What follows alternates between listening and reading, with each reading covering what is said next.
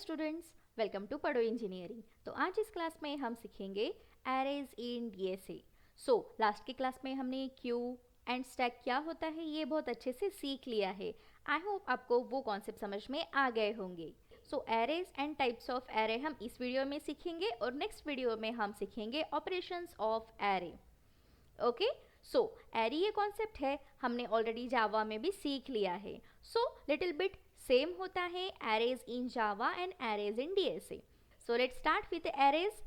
देखिए, arrays is a collection of elements each identified by index और subscript. Yes, जैसे कि मैंने जावा के वीडियोस में भी बताया है कि एरे ये कलेक्शन ऑफ एलिमेंट्स होता है। मीन्स व्हाट कि सेम डेटा टाइप के नंबर्स या फिर एलिमेंट्स हम वहाँ पे इंसर्ट कर सकते हैं। एरेज को हम कंटेनर भी बोल सकते हैं, है ना, क्योंकि वहाँ पे हम बहुत सारे सेम डेटा टाइप के एलिमेंट्स एंटर करते हैं, स्टोर करते हैं। Next is it's a simple data structure that stores element of the same data type in contiguous memory locations. Yes, यहाँ पे देखते हैं। देखिए, यहाँ पे भी एग्जाम्पल हम सीखेंगे कि contiguous memory locations क्या होती है। ओके, यहाँ पे कुछ नंबर्स दिख रहे होंगे आपको। This is nothing but an array. Okay, ये एरे है जिसमें हमने बहुत सारे नंबर्स को स्टोर किया है। देखिए, यहाँ पे ये जो फर्स्ट नंबर आपको दिख रहा है 40, ये 0th इंडेक्स पे स्टोर है। मीन्स व्हाट कि जब भी हम एरे को रिप्रेजेंट करते हैं उसका इंडेक्स जो स्टार्ट होता है वो हमेशा फर्स्ट इंडेक्स 0 से ही स्टार्ट होता है। ओके, दैट मीन्स हम बोल सकते हैं कि 40 ये जो नंबर है वो 0th इंडेक्स पे स्टोर्ड है ना। देन 55 फर्स्ट इंडेक्स पे स्टोर्ड है, then 63 second index, then third, fourth, ऐसे लास्ट इंडेक्स कौन सा होगा फिर यहाँ पे 8 नंबर। ओके, समझ में आ रहा है। दैट मीन्स 89 ये 8 इंडेक्स पे स्टोर्ड है। ओके, जो कि हमारा लास्ट इंडेक्स है। अब लास्ट इंडेक्स हम कैसे आइडेंटिफाई करेंगे? It is depends on length of an your array. Okay, यहाँ पे देखिए एरे लेंथ क्या होती है, फिर जितने नंबर आप एरे में स्टोर करोगे उतनी उसकी लेंथ होंगी, है ना। बहुत सिंपल वे में बता रही हूँ, जितने नंबर आप एरे में स्टोर करोगे उतनी उसकी लेंथ होंगी, है ना। जैसे कि मैंने यहाँ पे 9 नंबर स्टोर किए हैं, एरे लेंथ इज 9। यहाँ पे दिख रहा होगा आपको। फर्स्ट इंडेक्स ऑलवेज याद रखिए आप, हमेशा 0 ही होता है। ओके, और लास्ट इंडेक्स फिर क्या होगा? It depends on array length. Okay, जैसे कि यहाँ पे मुझे 9 एलिमेंट्स इंसर्ट करने हैं तो ऑब्वियसली लास्ट इंडेक्स क्या होगा? 8। मीन्स व्हाट हम ऐसे भी बोल सकते हैं कि जितनी आपकी लेंथ है उसमें से अगर हमने 1 माइनस कर दिया तो हमें इंडेक्स की लेंथ मिल जाएंगी कि 9 minus 1 is equal to 8। Okay, 8 indexes हमारे पास होंगे बट एलिमेंट्स होंगे 9। This is nothing but an array. Array हम ऐसे रिप्रेजेंट कर सकते हैं।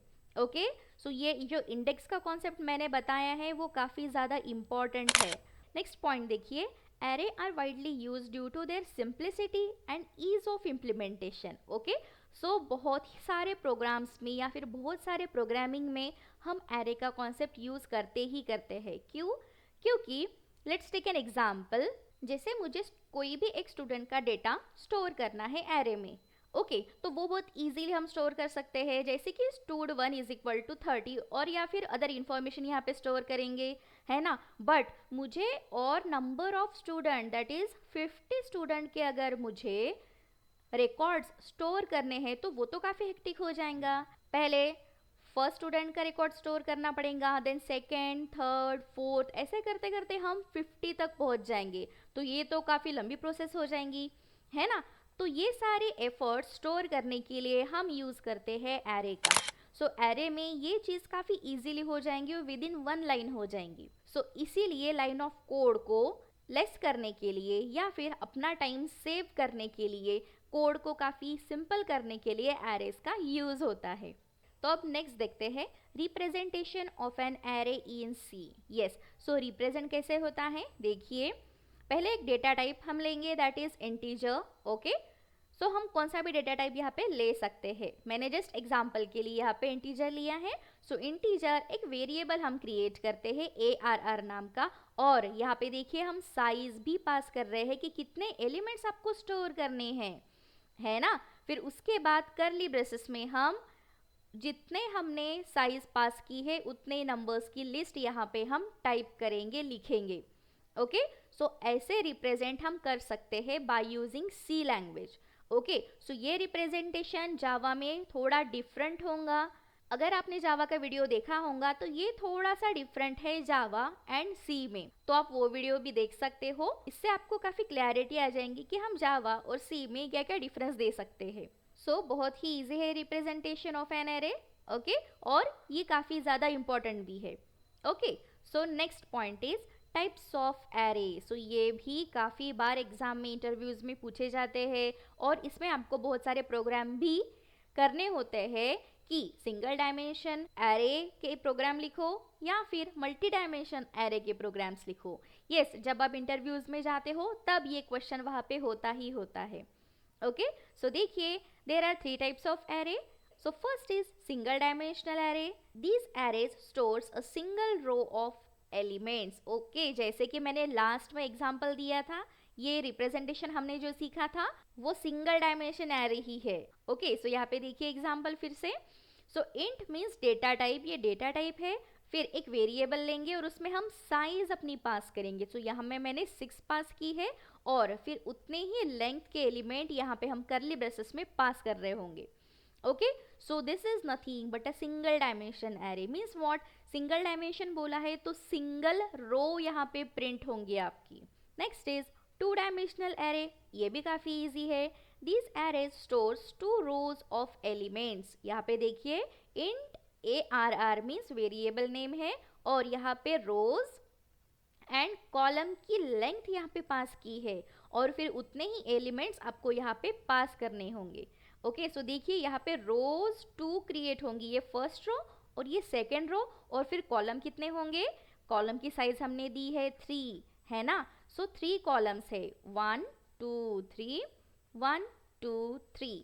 ओके, सो आउटपुट क्या आएगा फिर, 40 55 66। ओके, एंड नेक्स्ट रो में 63 17 and 22। Got it. So this is nothing but a 2 dimensional array, because यहाँ पे 2 डायमेंशन पास किए हैं। एक्स डायमेंशन बोल सकते हैं, वाई डायमेंशन बोल सकते हैं, या फिर रोज बोल सकते हैं, या फिर column. Okay, got it. Next is multi dimensional array. So इसमें ज़्यादा क्वेश्चंस नहीं आते हैं हमें एग्जाम्स में। ओके, बट ये कॉन्सेप्ट सिर्फ याद रख लीजिए। So multi dimensional array means these arrays store multiple rows of an elements. Okay, means what, int ARR देखिए यहाँ पे rows होंगे, columns होंगे, और फिर थर्ड 2 यहाँ पे क्या लिखा है, that means ये depth होता है। ओके, सो 3D बोला है। ओके, यहाँ पे देखिए 1 2 3 3 डायमेंशनल दिख रहा है, मीन्स मल्टी डायमेंशन है।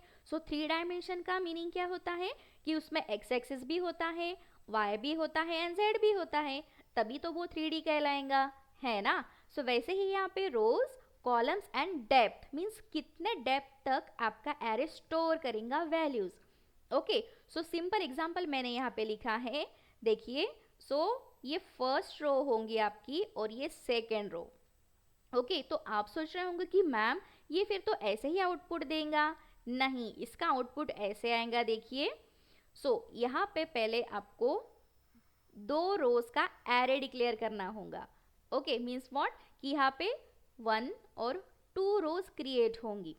ओके, और फर्स्ट रो में आपको ये आउटपुट मिलेगा 1 2 3 4, समझ रहे हो।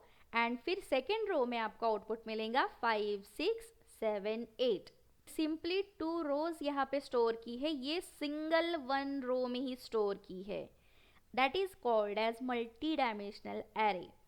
मीन्स फर्स्ट रो में हम पूरा का पूरा एक एरे स्टोर करेंगे, और सेकेंड रो में हम पूरा का पूरा दूसरा एरे स्टोर करेंगे। सो आई होप आपको ये कॉन्सेप्ट समझ में आ गया होगा कि एरे क्या होता है। सो एरेज का इम्प्लीमेंटेशन बाय यूजिंग सी हम आगे आने वाले वीडियोज में सीखेंगे।